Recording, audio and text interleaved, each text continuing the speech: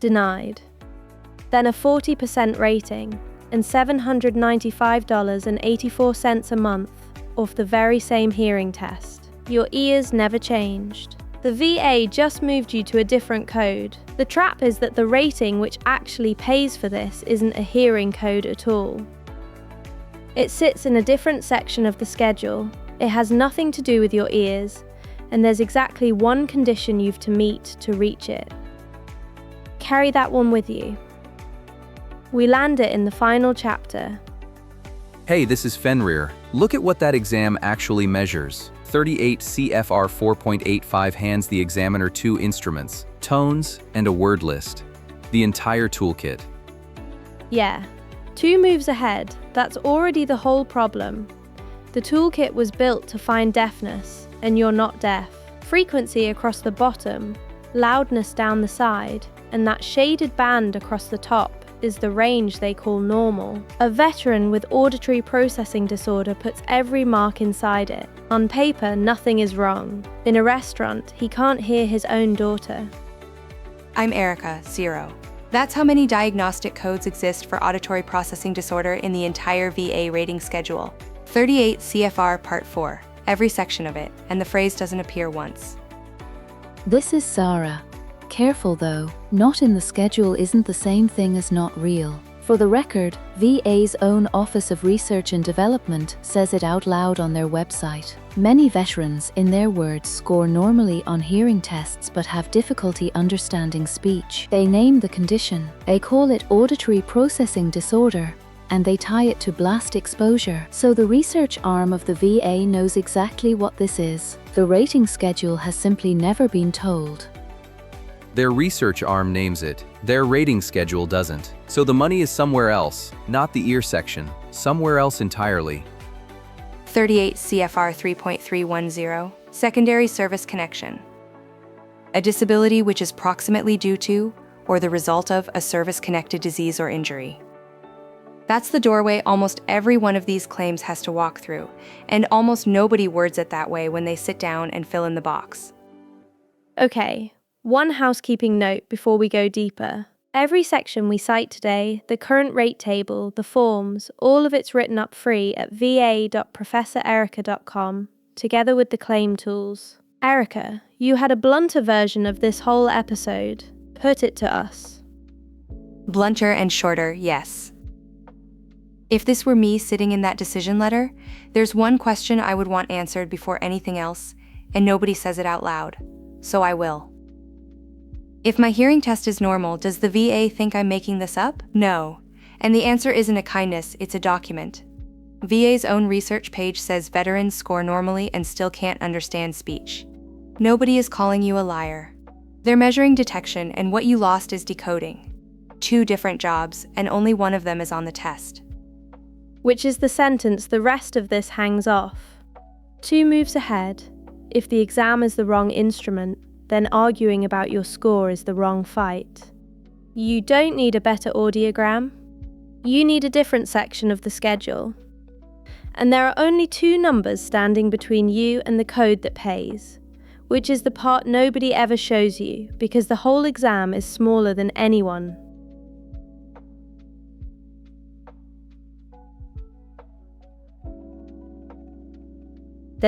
expects. 2 numbers. The whole exam. Walk the machine for me, Sarah. What actually goes into the score? 2 inputs, that's all. The regulation calls the first one the puretone threshold average, and it defines it exactly. The sum of your thresholds at 1000, 2000, 3000, and 4000 Hz divided by 4 frequencies. The whole ear as far as the schedule is concerned. Run the second one. The Maryland CNC. A controlled speech discrimination test. It's a recorded list of single-syllable words played to you at a comfortable level and you repeat them back. The one resource worth knowing here is the regulation itself, 4.85, subsection A, and it's blunt. The exam must be conducted by a state-licensed audiologist. It must include the Maryland CNC and a puretone audiometry test, and it's done without your hearing aids. 500 Hz, not in the average. The frequency where a lot of the vowel energy in ordinary speech lives and it's not counted, which is the ruling. The word list is played in quiet. The tones are played in quiet. In the whole of the hearing criteria, there's not one measurement taken with any background noise in the... Who decided quiet was fair? That's a design choice, not a law of nature. It was a design choice, and in 1999 it was a defensible one, because the injury they were hunting was deafness off a rifle range. Read the heading the section sits under. Impairment of auditory acuity. Acuity. Can you detect the sound? The schedule answers that question honestly. It simply isn't your question. Fine, that one lands. I hate it. But if the booth is silent from start to finish, then what the schedule actually walked away with is... If the test is never run in noise, what exactly did they measure? Volume. They measured volume, nothing else. Then the numbers go into Table 6, which turns them into a Roman numeral, and the numerals for both ears go into Table 7, which spits out a percentage. It is a lookup. There's no judgment in it anywhere. Normal thresholds plus a clean word score equals Roman numeral 1, both ears, and Roman numeral 1, both ears, equals 0%. 1999. Say more. That is the year the hearing criteria were last written. The Federal Register note at the bottom of 4.85 says 64 FR 25206. May 11th, 1999. Every rule we just walked through has been sitting there untouched since 1999. Nobody is hiding anything from you. The schedule is just very, very old, and the war that produced this injury came later. Okay, bounding this now rather than at the end. The route that pays best only opens if the VA has already service-connected a brain injury for you. No brain injury on the books, and you're on a much harder road. We'll say so plainly when we get there. 0 is still the right answer today. From this point on, every minute is worth money to you. Before we keep going, one small favor that actually moves the needle. If this is landing for you, tap like, then subscribe and turn on the bell so you do not miss the rest. 2 taps, completely free, and it pushes this in front of more people who need it.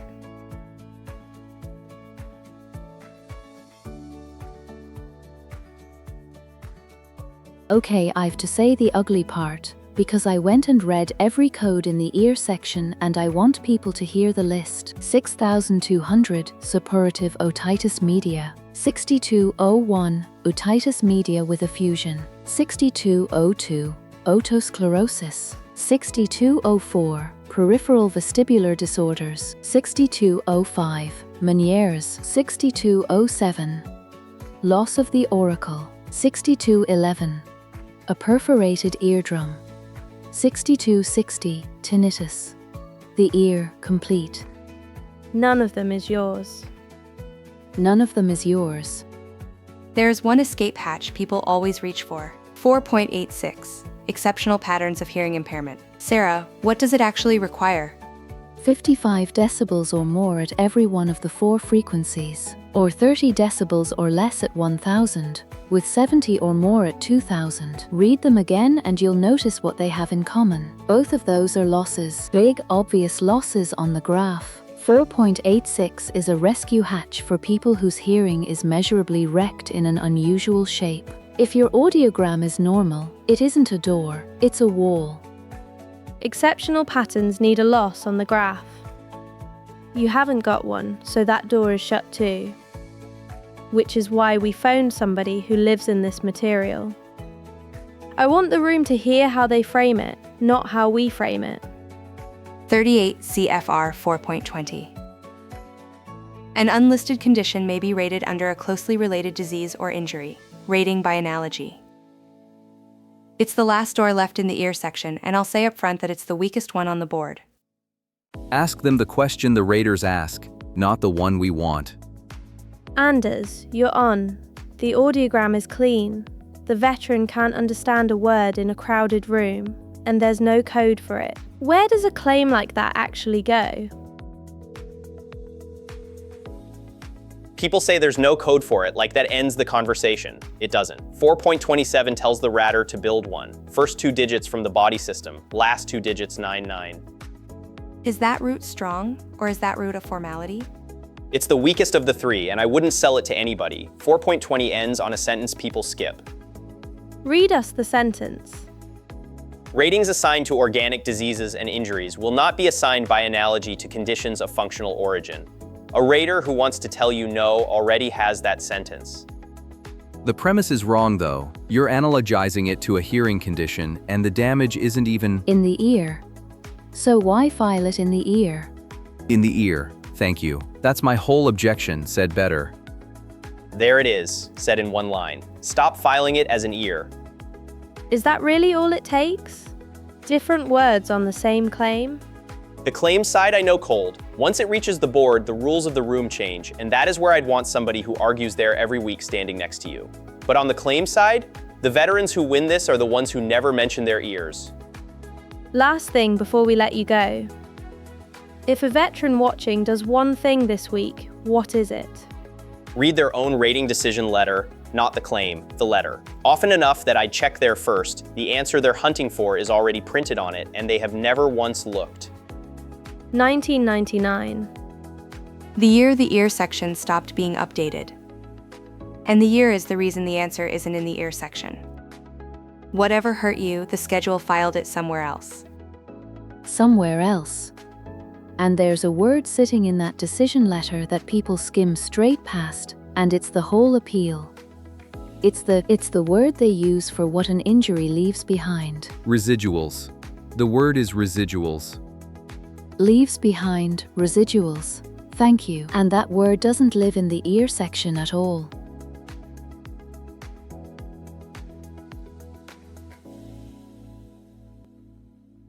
Residuals. The word is residuals, not a hearing condition. A residual of something else the VA already pays you for. Okay, 3 doors, and I want them argued, not listed. Sarah thinks the paper decides this. Fenrir thinks the paper is a trap. Door 1 is the analogy we just heard talk down. Door 2 is traumatic brain injury residuals, diagnostic code 8045. Door 3 is secondary service connection under 3.310. Fenrir, you go first, and be unkind to it. Take door 2. 8045 only opens if you already have a service-connected TBI. No TBI, no door. Half the people watching just lost. For the record, that's true, and it's the single most important sentence in this episode. 8045 is a TBI code. It rates residuals of traumatic brain injury. If the VA has never service-connected a TBI for you, you can't walk through that door, and no amount of good writing changes it. Then say the part that changes the math. Who does have it? An enormous number of post-9/11 veterans. Blast exposure is the same event that causes both things, and VA's own research page ties auditory processing disorder to blast exposure by name. So the injury that broke your decoding is very often the exact injury they already conceded. Fine. Then before we crown that, Stop right there. That's my lane. Let me put a number on it first. Before I show you what door 2 pays, guess. The facet table under 8045 runs 0, 1, 2, 3. A veteran who reaches level 2 takes home a monthly check. Over or under $200 a month. Fenrir. under subjective symptoms, no objective loss. The VA pays that at 10% and tells you to be grateful. $795.84.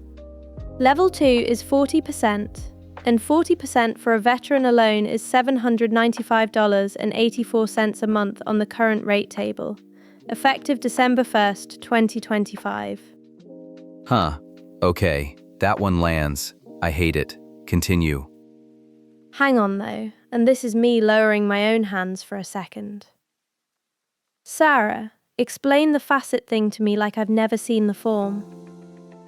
I've been reading this table for 2 days and I still want it in plain words.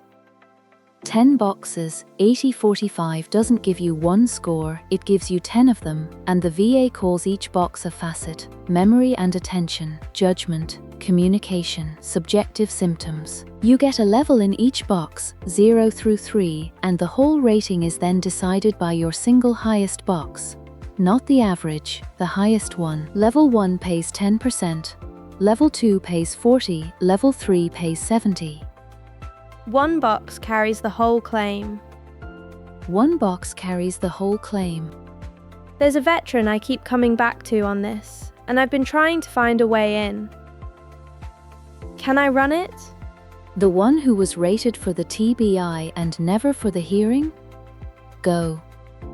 Army, 40-something, 2 deployments, in the truck for a blast in Iraq. The VA service connects the TBI, gives him 10% and moves on. He files for hearing loss maybe 3 years later, March, April, somewhere in there. Denied. Normal audiogram. He never knew the one thing that mattered. He was never supposed to be filing for hearing at all. Wait, he already had the 8045. He already had the code. He already had the code. His TBI was rated at 10%, which means his highest facet was level 1. Nobody ever tested his decoding, so nobody ever moved that facet. 10% was never a verdict then. It was a placeholder nobody went back to. Which is the difference between $180 a month and $800. Same injury, same veteran, one box, never scored. Scoreboard then, because you're both right about different things. Fenrir takes the gate. Sarah takes the field. Sarah, say why. Because the gate is real and so is the field. No service-connected TBI, no door to, and that's a bar a lot of veterans genuinely won't clear. Fenrir's right and we're not softening it. But for the veterans who do have a TBI on the books, door 2 isn't a stretch. It's the correct code, and it has been sitting there unopened the whole time. Door 3, secondary connection, is what you reach for when there's no TBI but there is something else. Hold that thought about the quiet room score. It decides everything in the next chapter. The quiet room score? Your word list, in a silent booth. It's what everyone is actually arguing about, and nobody calls it that. Everything up to now costs you nothing. The next 10 minutes is where veterans either build the evidence or lose the claim.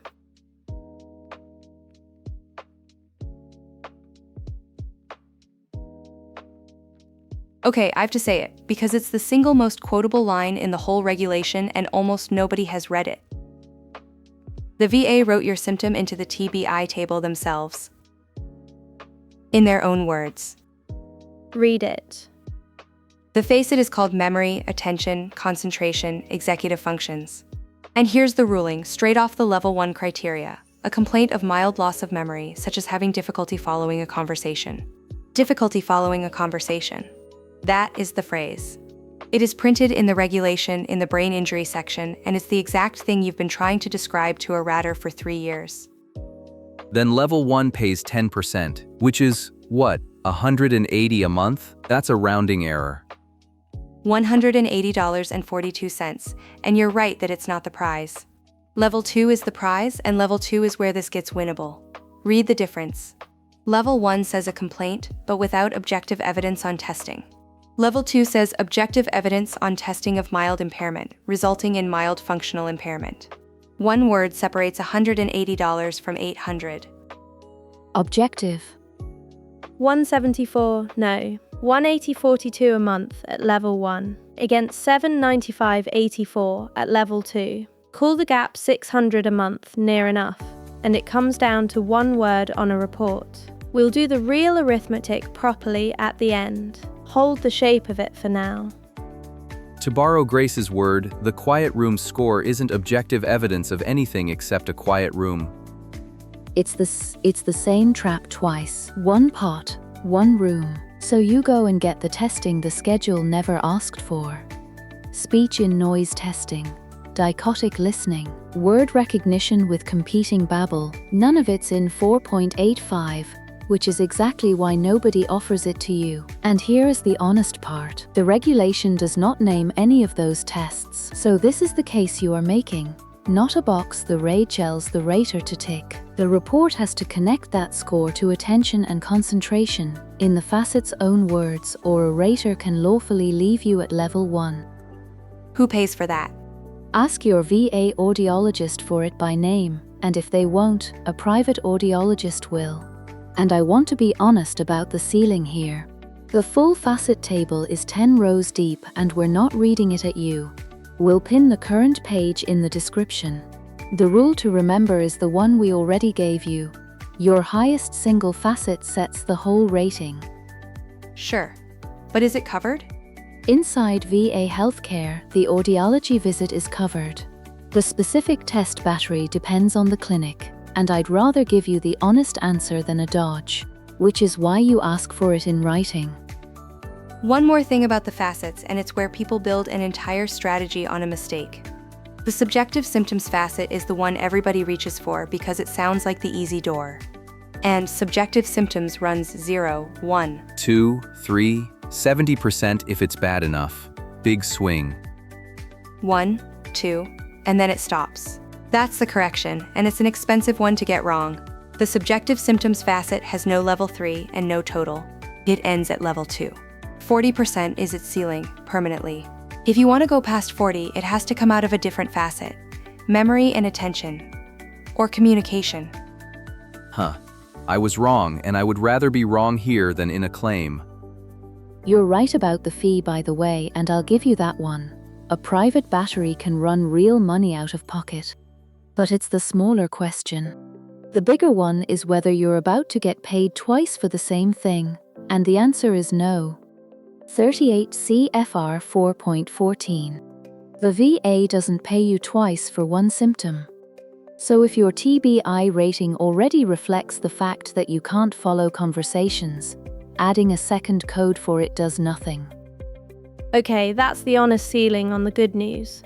This isn't a stacking play. You're not adding a new check on top. You're moving one facet up inside a rating you already have. There is no auditory processing questionnaire either. I went looking for a DBQ, thinking there had to be a form. There's none. And the hearing and tinnitus questionnaire, the one that would carry your scores, is on VA's restricted list, not available for public use. Your private audiologist can't fill it out.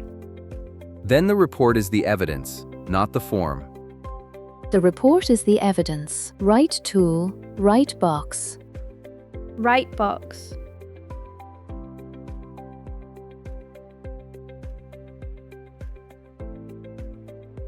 Different animal entirely. Forget the codes for 1 minute. What's actually broken? 2 jobs, and people collapse them into one word. Job 1 is detection. A sound arrives and your ear registers that something is there. Job 2 is decoding. Your brain takes that signal apart and turns it into a word, in time, while a dishwasher is running and somebody laughs behind you. The audiogram tests job 1. It has never once tested job 2. A tone, and a hand goes up. A tone, and a hand goes up. That's job 1, over and over, in a room built to be silent. Nothing in that booth resembles a Thanksgiving table. 2 columns side by side, and the gap between them is the entire claim. Every green mark on the left is a thing they measured. Every red one is a thing they never asked about. And the right column is your Tuesday. The evidence has to fill in the red. The evidence has to fill in the red. Ask for speech in noise testing by name. Ask for word recognition with competing babble. Ask for dichotic listening, the one where they play different words into each ear at the same time and see whether your brain can keep them apart. None of those are in the hearing criteria, which is exactly why the C&P examiner won't run them unless somebody asks, and all of them produce a number a rater can put in a facet box. Yeah. When the report comes back, the language on it matters as much as the numbers, because a rater is going to read it looking for the words in the facet, so the report should say the veteran demonstrates impaired word recognition in noise, which is close, and it's not the phrase. Not the phrase? The facet doesn't say impaired word recognition. The facet says objective evidence on testing of mild impairment of memory, attention, concentration, or executive functions, resulting in mild functional impairment. So the report needs to reach the functional half. Not just that the score is low, but that the low score costs you something, at work, at home, on the phone. That's the ruling, and it's the half that gets left out. corrected, and yours is the better version. It's not enough to prove the ear is fine and the score is bad. You have to prove the score has a cost. There's one word you never write on any of it. The word. Hearing loss. That one. Never write hearing loss. Never write hearing loss. Write hearing loss on that form, and a clerk routes it to an audiologist. The audiologist runs 4.85. 4.85 says 0, and your claim dies in a room where it was never going to survive. It is a routing problem before it is a medical one. Which brings us to the box. There's one line on the application where all of this is either one or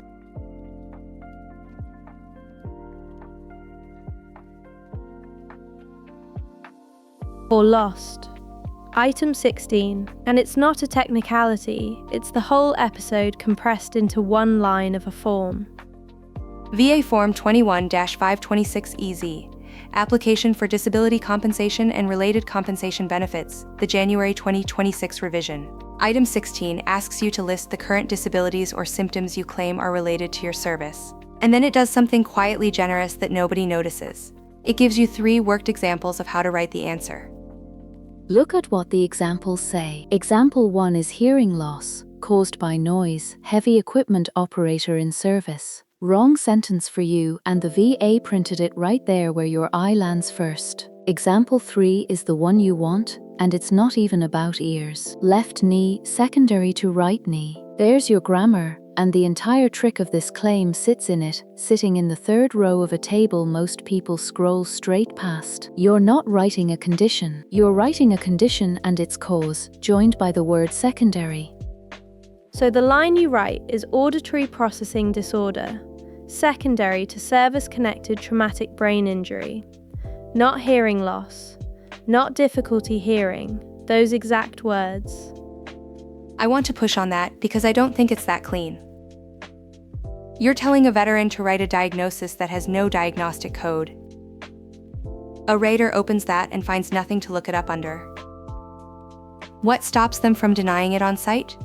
Nothing stops them, and you're right to press it. People do get denied on exactly that. But the answer is on the page. 38 CFR 4.27 says, when an unlisted condition requires rating by analogy, the code gets built up. First 2 digits from the body system, last 2 digits are 99. The ratter is instructed to build a code when there's not one. So the absence of a code isn't a reason to deny. It's a written instruction to construct one. Then I'll take it. That settles it, and it settles it on the regulation rather than on hope, which is the only way I would have taken it. Pause right here and grab your rating decision letter. I'll wait. Look for the words traumatic brain injury and a percentage next to them. If that letter says TBI at 10%, your highest facet was scored at level 1, and there's a very good chance nobody ever tested the box that would have moved it. Say the letter mentions no brain injury at all. Then what? Then which claim are we even talking about? Okay, there are 2 answers there, and they're not the same. Are we talking about a veteran who had a documented blast or concussion in service that was never claimed? Or a veteran with no head injury at all who just can't follow speech? Both. Answer both. Then here are the 2, and they end differently. The veteran with an unclaimed blast files for the TBI first, because everything in this episode hangs off that service connection. Without it, door 2 is closed and no wording saves you. The veteran with no head injury at all has the hardest road on this channel, and I'm not going to pretend otherwise. No TBI means no 8045, and the analogy route under 4.20 runs straight into the sentence Anders read us, the one about not rating organic injuries by analogy to functional conditions. That veteran can still file, still submit the speech and noise testing, still submit the lay statements. But they should walk in knowing the schedule wasn't built with them in mind, and a VSO is worth more to them than any video. Yeah, the paperwork that carries the human half of this is 2 forms, not 1. VA Form 21-4138, Statement in Support of Claim, is where you write it yourself. The missed conversation, the phone call you gave up on. VA Form 21-10210 lay/witness statement is the one your spouse or your battle buddy fills out. People mix those two up constantly, and on an invisible disability, the witness statement isn't a nice to have. It's half the case. The money. Say the money. Rated as hearing loss under the hearing code, a normal audiogram pays nothing, $0. $795.84 for a veteran alone at 40%, effective December 1st, 2025. Same ears, same file, different section of the schedule. Which over a year is $9,550.08. The number I asked you to carry from the top, the code that pays for this, was never a hearing code, and the one condition you had to meet was a service-connected brain injury. There it's. Although, true for almost everyone watching. Almost. There's one group this genuinely doesn't help, and we owe them 30 seconds. Yeah. The veteran already rated at 70% or higher for TBI residuals. Their highest facet is already at level 3. Adding a well-documented decoding problem to a facet that's already maxed changes nothing, because 4.14 says one symptom, one payment. For them, this isn't a raise, it's a defense, evidence that keeps the rating they have when the reduction letter comes. Right. And I say this as somebody who can hear a cheap watch movement across a room and can't let it go. The whole thing turns on one word, and the word isn't a hearing word, it's secondary. Field. 27 years of a hearing schedule that has never once heard a noisy room. We're not fixing that today. You just don't have to be filed under it. Walk away with this. A normal audiogram isn't the end of your claim. It's proof you were filed in the wrong section. And if you know a veteran sitting on a 10% brain injury rating who can't follow a conversation in a restaurant, send them this one, because $795.84 a month is what that one word is worth to them.